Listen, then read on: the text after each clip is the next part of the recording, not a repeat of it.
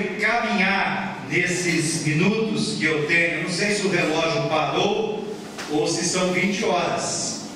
Então parece que não passou o tempo. Vamos começar de novo? Não anda. Não sei se eu... Quando eu vi Felipe chegar, eu pensei que era um pastor que estava nos visitando, além do pastor Lício. Você não vai pregar hoje não, na escalada, né? Tá bonito, hein? Eu estou sem óculos, mas eu assim de perto enxergo. Caminhar é dar passos. Isso é caminhar? Pode ser. Caminhar é uma palavra interessante. Quando eu era menino, quando eu era moço e trabalhava na oficina do meu irmão lá em Campinas, na funilaria, tinha uma conversa que a secretária estava andando com o meu irmão, secretária da oficina. Eu era muito inocente, eu pensei que ela estava fazendo caminhada com o meu irmão. Depois eu descobri que não era isso. Porque andar também, a gente anda de carro, não está caminhando.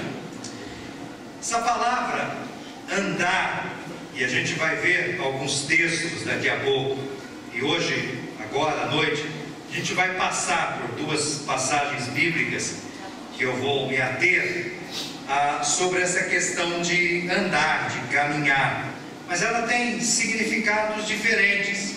No Novo Testamento, especialmente, caminhar, andar, tem a ver com relacionamento. Eu ando com Jesus, eu me relaciono com Jesus. Eu acredito, mais do que nunca, de que Jesus, o Senhor Jesus, não veio trazer mais uma religião. Jesus não pensava em religião. Ele veio trazer um projeto de vida, o mais fascinante de todos, que é uma relação pessoal com Jesus. Eu creio, mais do que nunca, que Jesus não veio construir templos. Isso é preocupação nossa, não é preocupação de Jesus. Jesus não se importa muito com esse tipo de templo.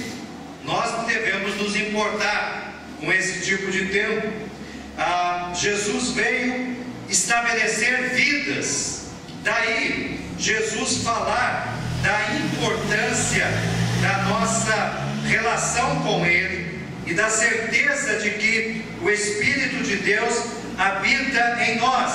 Há dois versos que eu aprendi de cor quando comecei a minha carreira, a minha caminhada cristã. Não sabeis, e este é um deles, que sois santuários de Deus e que o seu Espírito, o Espírito Santo, habita em vós? Não sabeis que você é santuário de Deus? O Espírito Santo habita em vós? Deus não está preocupado com isso. Deus está preocupado com isso. Somos morada do Espírito Santo. 1 Coríntios 3,16, e o último versículo, o penúltimo versículo do capítulo 6 da primeira carta aos Coríntios diz: ou não sabeis que o vosso corpo é santuário do Espírito que habita em vós, o qual tendes da parte de Deus, e que não sois de vós mesmos? Vocês não são de vós mesmos.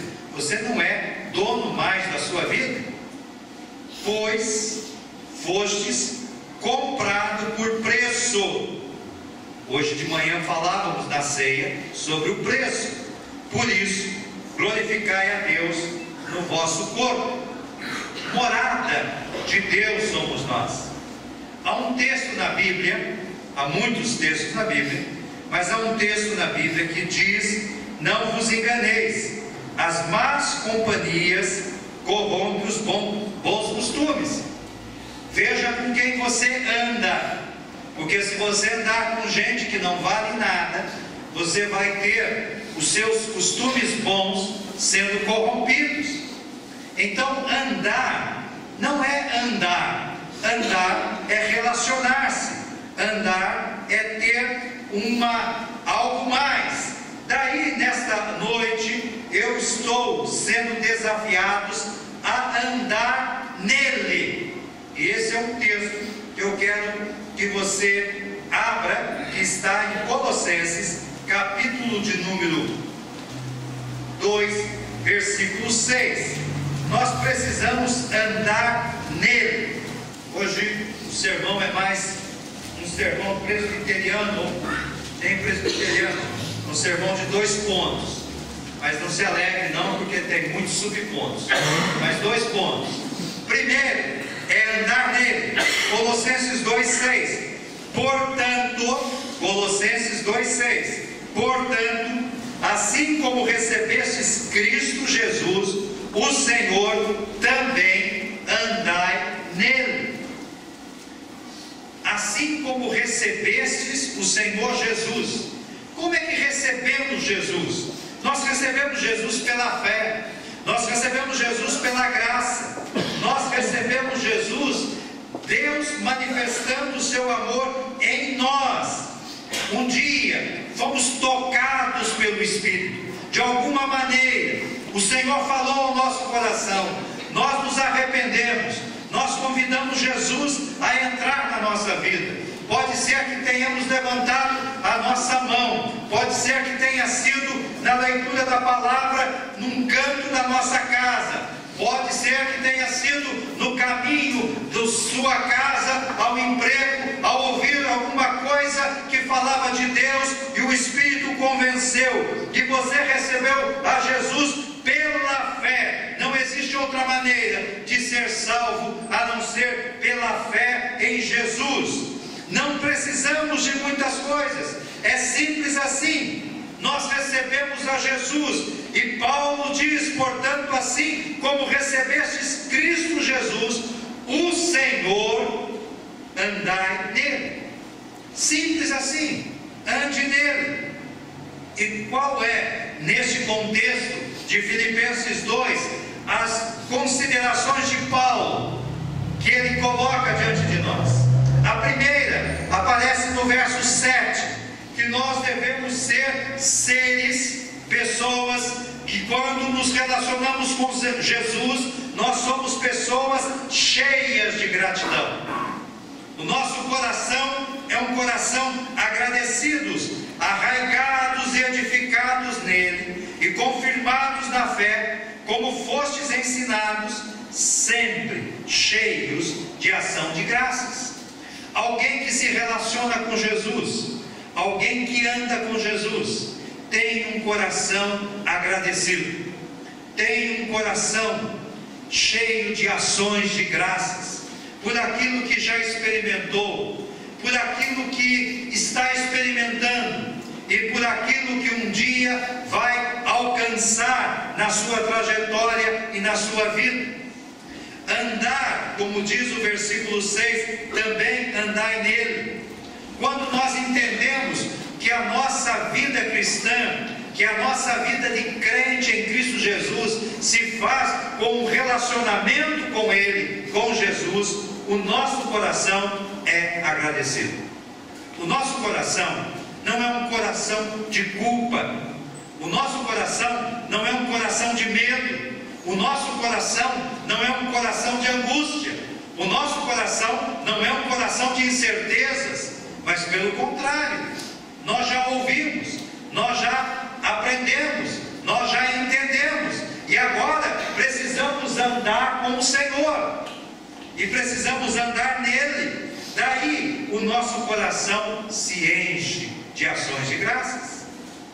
Mas no mesmo capítulo 2 existe uma advertência, e a advertência é: tome cuidado, tende cuidado, versículo 8, para que ninguém vos tome por presa por meio de filosofias e sutilezas vazias, segundo a tradição dos homens, conforme os espíritos elementares do mundo, e não de acordo com Cristo. O que é que Paulo está dizendo? Paulo está dizendo o seguinte: existe umas coisas estranhas acontecendo por aí. No tempo de Paulo, não é hoje. Existem umas línguas que ninguém consegue entender, existem umas revelações, existem algumas coisas que são sutilezas de homens, dizendo que não importa muito o que você faça com o seu corpo, o importante é o espírito. Então, se você usa o seu corpo do jeito que você quer, não se ligue, não crie pânico com isso. O importante é o espírito. Paulo está dizendo: cuidado, essas coisas são coisas que vão nos prender. Paulo, mais adiante, na carta aos Colossenses e na carta irmã, carta aos Filipenses, fala a respeito de pessoas que vivem não a tradição é bênção pura, mas o tradicionalismo de religião, o tradicionalismo de religiosidade, o tradicionalismo dos homens, que vão de alguma maneira nos colocando em situações aonde nós passamos a considerar tudo sem nenhum valor, ou começamos a supervalorizar aquilo que não tem valor nenhum. Então Paulo vem e diz: tome cuidado, porque se você não tomar cuidado, essas coisas vão tirar de você a gratidão, a ação de graças. Você não vai ser uma pessoa grata, você não vai ter ações de graças na sua vida, porque essas sutilezas e essas coisas, elas nos prendem a laços humanos e diabólicos. Há um principado aqui que vai prender-nos em tudo isso, e quem está preso não pode andar nele, como diz o versículo 7. E o que Paulo está dizendo é que nós precisamos andar nele, que é o Senhor da vida, aonde há liberdade para ir e voltar, aonde há liberdade para viver uma vida diferente, aonde há liberdade para fazer com que o nome dele seja glorificado, aonde há liberdade para que eu possa viver como filho da luz e não como filho das trevas. Nele há liberdade, não para pecar, mas liberdade para sermos mais parecidos com Jesus. Por isso, andar nele é ser livre, andar nele é não estar debaixo de jugo humano, andar nele é ter a plena convicção de que os nossos pecados foram todos eles perdoados na cruz do Calvário. Se você crê nisso, você pode andar nele, em Cristo Jesus. Mas há um outro texto que eu quero chamar sua atenção, e esse texto está lá no fim quase da Bíblia, nas cartas de João. Não é mais Paulo quem fala, mas agora é João que escreve a primeira carta. Lembrando que lemos em Colossenses 2, versículo 6. Agora nós lemos em 1 João, capítulo 2, versículo 6 também. E dele nós podemos considerar a necessidade, o desafio que temos de andar como ele andou. Diz 1 João 2, 6: quem afirma estar nele também deve andar como ele andou. Quem diz: eu tenho Jesus no meu coração, Jesus Cristo me salvou, eu sou livre,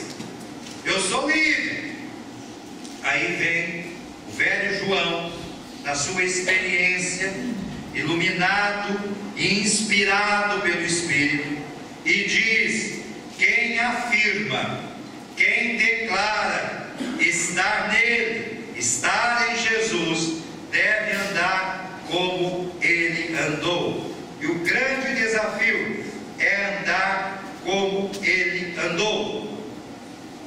E aqui eu quero considerar duas verdades. A primeira delas: Jesus andou sobre as águas. Está escrito na Bíblia que Jesus andou sobre as águas. Mateus 14, versículo 29. Vou ler daqui a pouco. Um americano, eu já tive amigos americanos, e parece, americano é um povo esquisito, né? Pois diz que é português que é esquisito. Aí um americano quis andar como Jesus andou, pastor. Sabe o que aconteceu com ele, né? Morreu, simplesmente morreu. Ele queria andar como Jesus andou, então ele começou a andar sobre o mar, e não deu outro. Lá em Jerusalém, tem um lugar, na verdade, no museu, não é em Jerusalém, mas perto, numa cidade lá de Jerusalém, tem um museu, e eles fizeram uma pista onde por baixo fica um espelho, uma plataforma transparente. De quando em quando eles abrem aos turistas, e quem quiser pagar alguns dólares, porque lá tem que pagar tudo, então você paga alguns dólares e você anda lá, a sensação de que você está andando no mar. Evidentemente, coisa de americano em Jerusalém, americano tem em todo lugar também, e faz isso daí. Mas o que Jesus está nos dizendo nesse texto de Mateus, quando diz em 14 de Mateus, versículo 29, está escrito assim, só o versículo 9: e ele disse: vem. Descendo do barco e andando sobre as águas, Pedro foi ao encontro de Jesus. Mas antes disso, de madrugada, Jesus foi até eles, andando sobre o mar. Versículo 25. O que é que Jesus está dizendo aqui? É que Jesus andou sobre as águas mesmo, sem nenhum problema. Jesus andou sobre as águas. Pedro começou a andar sobre as águas e afundou. Será que quando diz que Jesus andou sobre as águas, Jesus estava dizendo e fazendo uma doutrina de que nós temos que andar sobre as águas? Que Pedro não andou sobre as águas porque teve medo? Sabe o que acontece aqui quando nós lemos o texto de 1 João, capítulo 2, versículo 6, que devemos andar como Cristo andou, como Ele andou? Aqui é que nós temos que andar no sobrenatural. Aqui está dizendo que nós temos que acreditar que quem anda como Jesus andou, anda numa outra dimensão, num outro espírito, numa outra direção de vida. Embora estejamos aqui, a vida não é só isso. Nós estamos andando sobre as águas, sim. Nós estamos andando sobre aquilo que as pessoas não acreditam. Nós estamos andando numa dimensão de vida bem mais ampla, uma dimensão de vida espiritual que Jesus disse que seria possível. Jesus disse que a vida não é a somatória daquilo que nós temos, mas sim é a essência do que nós somos.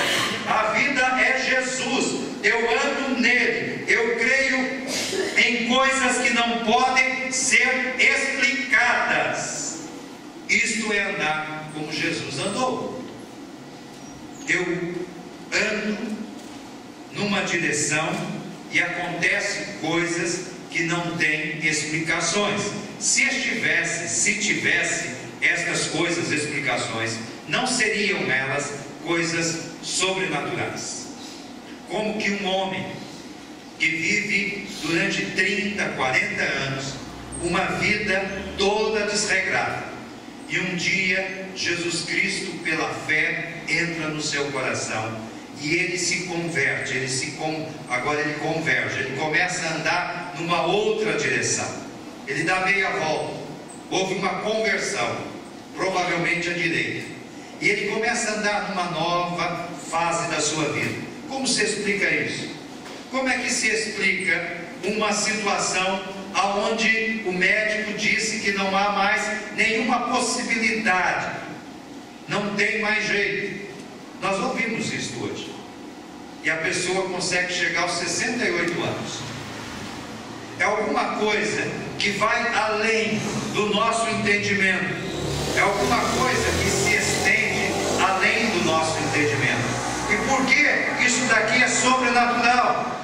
Porque também, enquanto Deus não faz, a gente continua crendo e andando.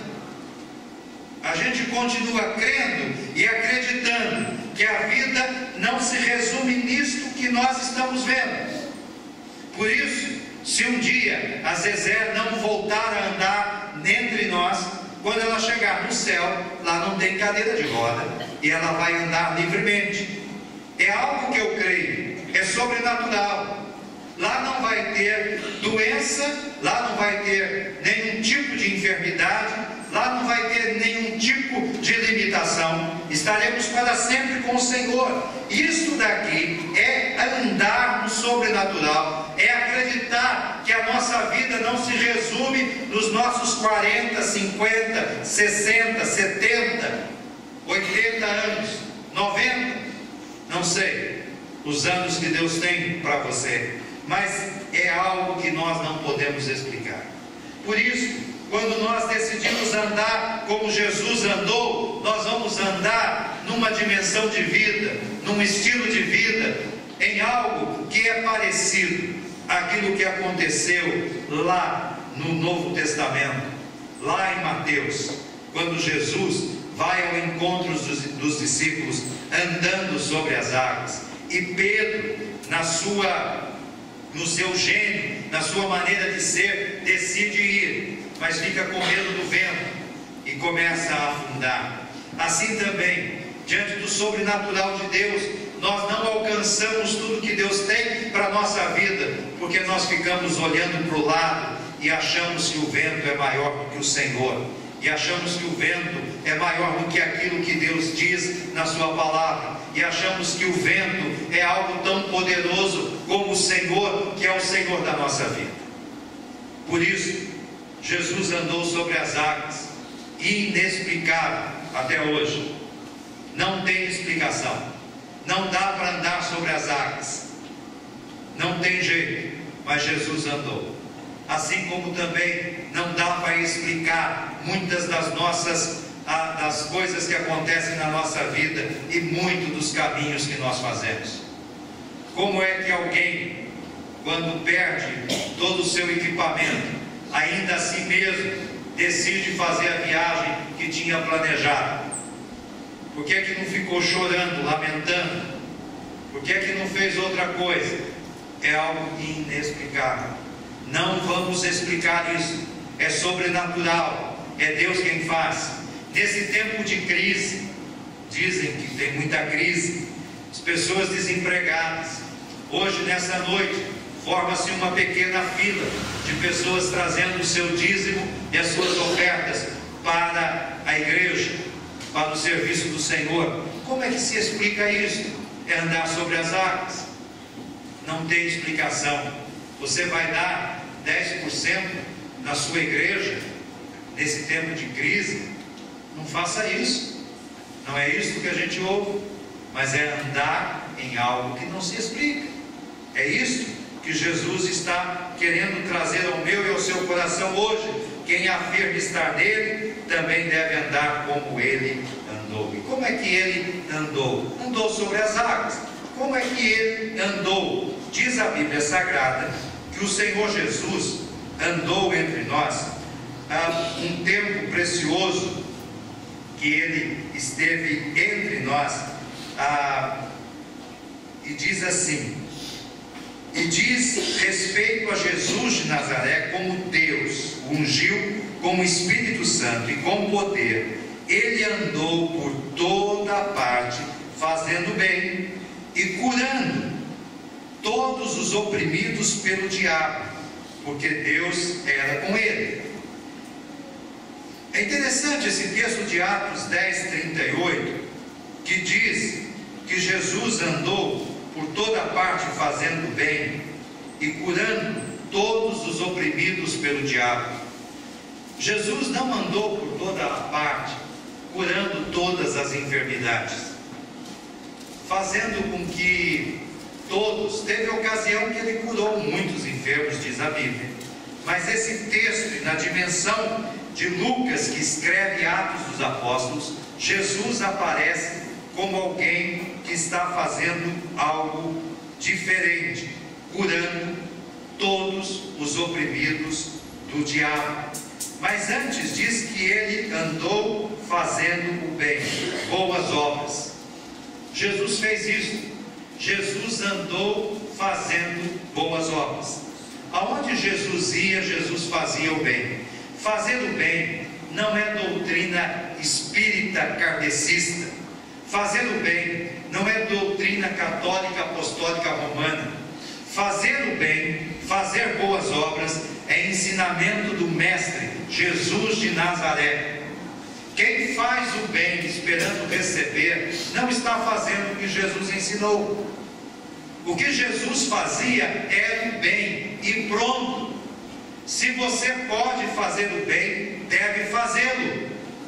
Se você pode mostrar que Deus está em você, tendo recurso, faça. Faça. Não se importe, não fique se ligando que vão dizer que você é bobo. Que bom, sou parecido com Jesus. Jesus andava fazendo o bem. Eu posso fazer o bem, eu vou andar fazendo o bem, fazendo boas obras, ajudando aqui, ajudando a colar, carregando tijolo para um, carregando sacola para outro, dando uma roupa boa para alguém usar, dando uma oferta em dinheiro para alguém pagar uma dívida, alguma coisa parecida, fazendo o bem. É isto que o texto diz, boas obras. Não adianta procurar outra explicação, é isso mesmo. Porque o coração de alguém que anda com Jesus é um coração cheio de ações de graças. É um coração que anda numa dimensão diferente da vida. E é um coração como o coração de Jesus, que se relaciona com quem sofre e está pronto a fazer alguma coisa. Mas também o texto, isso para mim é muito interessante. O texto diz que ele estava curando os oprimidos do diabo. É interessante, curando, não estava expulsando. Evidentemente que quando o espírito maligno, opressor saía, essas pessoas ficariam curadas. Mas não era pela força dele, de Jesus, mas era porque Deus era com ele. Então eu posso aqui afirmar a você que se você andar como Jesus andou, você vai ter a bênção de Deus, o poder de Deus na sua vida, e você vai poder curar pessoas que estão oprimidas pelo diabo, pessoas que estão vivendo um tempo de profunda angústia, porque o diabo está massacrando essas vidas. O que eu vou dizer para você é verdade, verdade. O diabo foge, não quando você grita, sai capeta, porque às vezes o capeta não sai, mas o diabo foge quando aquele que está sendo oprimido pelo diabo tem a grata alegria de ver os seus olhos encontrar os olhos dele, e o seu coração não tem outra coisa a não ser amor, e você abraça essa pessoa e diz que ama essa pessoa de coração e que Jesus a ama profundamente. Não há diabo que resista à declaração de amor de um servo de Deus. Pessoas oprimidas pelo diabo não precisam de grito. Pessoas oprimidas pelo diabo não precisam de bibliada na cabeça. Pessoas oprimidas pelo diabo não precisam de corrente de oração. Pessoas oprimidas pelo diabo precisam de gente que se aproxime com um coração parecido com Jesus, porque nos relacionamos com Jesus e abraçamos essas pessoas que estão oprimidas pelo diabo e declaramos que há cura no nome de Jesus, baseada no amor que há em nosso coração. O diabo foge quando Deus é com você. Meus irmãos, o diabo não é maior que o Senhor. aquele que está em nós é maior do que aquele que está no mundo. Isso é coisa da Bíblia. O grande problema, nós estamos andando com quem? Este é o problema. Com quem nós estamos andando? Jesus andava fazendo bem, Jesus andava não curando leprosos, não curando paralíticos, não curando cegos. Ele curava, mas ele não andava fazendo isso. O relacionamento de Jesus não era trazer cura física, mas o relacionamento de Jesus era trazer alívio para os oprimidos. Por isso a declaração do Evangelho de Mateus diz: vinde a mim, todos vós que estáis cansados e oprimidos, e eu vos aliviarei. Tomai sobre vós o meu jugo. É diferente do jugo do diabo, é diferente do jugo do mundo. E aprendei de mim, que sou cheio de autoridade. Ele era. Aprendei de mim, que sou todo poderoso. Ele o é. Mas aprendei de mim, que sou manso de coração. Daí não existe quem resista o amor de Cristo Jesus. E o amor de Cristo Jesus não vai ser manifestado a não ser que Ele queira. E Ele tem querido, Ele tem desejado, e tem acontecido isso em muitos países, onde Ele usa anjos para falar a pessoas. Hoje está acontecendo isso.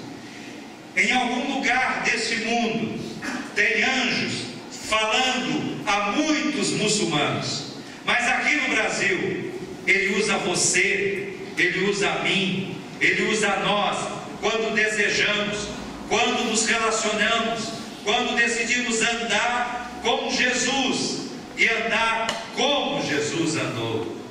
Ah, meus irmãos, poderíamos continuar aqui pensando que Jesus, na sua caminhada, na sua andança, nos seus relacionamentos, Ele foi traído, Ele foi julgado injustamente. Isto é claro e evidente. Ele foi abandonado. Aqueles que receberam comida o abandonaram. Daí, receber bênção de Deus não quer dizer nada, a não ser que recebemos bênção de Deus, mas não quer dizer que seremos dele. Ser favorecido pelo Senhor não quer dizer que eu sou dele agora. E Ele vai para a cruz. Até os discípulos abandonaram, mas Ele ressuscitou. E há uma certeza, maravilhosa certeza, e eu termino esta fala hoje à noite com essa certeza e duas passagens bíblicas. A primeira delas, na primeira carta de Paulo aos crentes de Corinto, no capítulo 4. E esse texto deve nos motivar a pensar um pouco sobre esse Senhor que vive para sempre. Diz ele no versículo 16, 1 Coríntios 4, versículo 16. Aí ele diz: portanto, rogo-vos que sejais meus imitadores. Olhem para a minha vida. Quem está dizendo isto é o apóstolo Paulo, porque ele andava com Jesus. E ele dizia para os seus amigos, para os seus discípulos: olhem para a minha vida. E o que acontece quando Paulo diz isso? Na segunda carta, no capítulo 4, mesmo versículo 16: por isso, não nos desanimamos, ainda que o nosso exterior, o nosso homem exterior, esteja se desgastando. Temos dor de cabeça, pressão alta, diabetes, não enxergamos direito, todas essas coisas. É isso? O nosso interior está sendo renovado todos os dias, pois nossa tribulação leve e passageira produz para nós uma glória incomparável, de valor, não aqui na terra, eterno, pois não fixamos o olhar nas coisas visíveis, mas naquelas que não se veem, pois as visíveis são temporárias, ao passo que as que não se veem são eternas. Sabemos que se esta nossa tenda, nossa casa terrena, for destruída, temos um edifício da parte de Deus, uma casa eterna no céu, não feita por mãos humanas. O que Paulo está dizendo? Paulo está dizendo: quando eu ando com Jesus, eu tenho o desejo da habitação celestial. Que quando eu ando com Jesus, eu sei que a minha vida não está limitada a esse espaço de tempo. Eu sei que a minha vida é eterna. Por isso algumas pessoas não conseguem entender, e nunca vão conseguir entender, porque não é para entender, é algo sobrenatural. A sua vida está em Cristo Jesus. Você foi salvo, você foi liberto, você é livre. Aí um idiotado vem e diz: você é livre para pecar. Coitado, nécio, doido. Você é livre para andar com Jesus, para parecer com Jesus, para ter um coração igual a Jesus, fazendo boas obras e abraçando pessoas oprimidas e olhando nos olhos e dizendo: Jesus te ama, mas eu também te amo. Vamos sair dessa. Quem está te oprimindo não é maior do que aquele que está em mim. Se livra desse peso e viva a novidade de vida que há em Cristo Jesus. Estamos aqui, mas a nossa pátria não é aqui. A nossa cidade não é Louveira, ainda que eu pelo menos ame essa cidade, gosto dessa cidade, me interesso por essa cidade, mas a minha pátria não é aqui. A nossa cidade não é aqui, a nossa cidade está além. Daí o mesmo Paulo dizer o seguinte: mas a nossa pátria está no céu, de onde também aguardamos o Salvador, o Senhor Jesus Cristo. Colossenses capítulo 3, versículo 20. Nós não aguardamos um Salvador, como diz algumas traduções, infelizmente, mas nós aguardamos o Salvador, único Senhor, o Salvador que vem para nos buscar e para nos levar aonde Ele prometeu um dia. Ele disse que faria isso, e Ele vai fazer isso. Por isso, na noite de hoje, ande com Jesus. É muito bom, ande com Jesus. É simples. Jesus entrou na sua vida. Ande, sem julgo de homens, sem coisas de homem. Ande na simplicidade do Evangelho.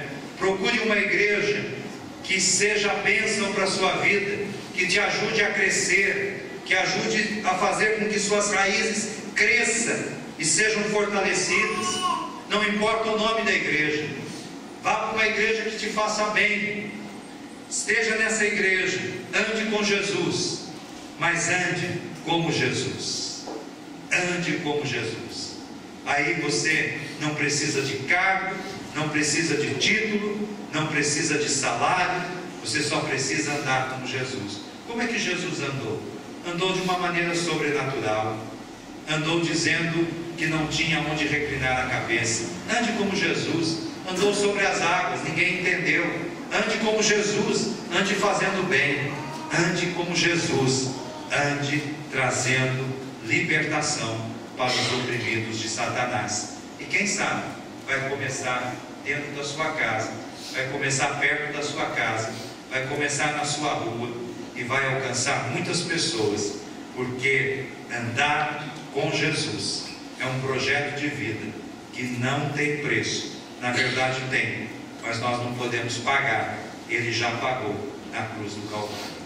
Que Ele me ajude, que Ele te ajude, no nome de Jesus. Amém. Vamos ficar em pé, vamos cantar